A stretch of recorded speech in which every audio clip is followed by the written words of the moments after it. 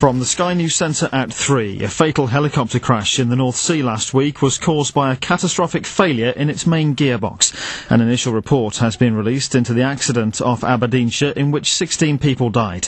David Spencer reports. Investigators say the failure in the gearbox caused the helicopter's main rotor to break away from the aircraft. Its tail boom also became severed from the fuselage. The Super Puma was returning from a BP oil platform when it crashed.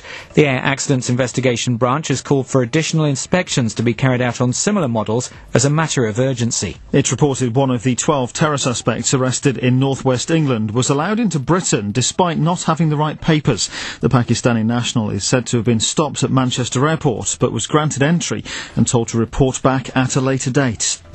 The government is warning teachers that any boycott of next year's SATs tests would be illegal. Members of the NUT union are being balloted on the plans at their conference in Cardiff later.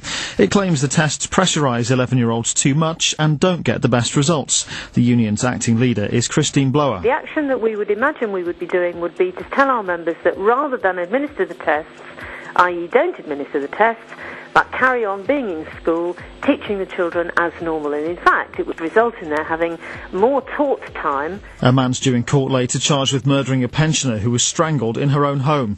Maureen Cosgrove, who was 65, was found dead on her kitchen floor in Surrey last month.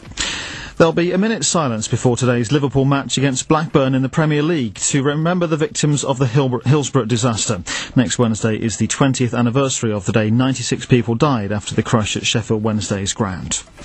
And Hollywood star Woody Harrelson has laughed off claims today that he attacked a paparazzo at LaGuardia Airport in New York. The actor says he thought the cameraman was a zombie, the like of which he just finished battling in his latest movie. And that's the latest. I'm Dave McMullen.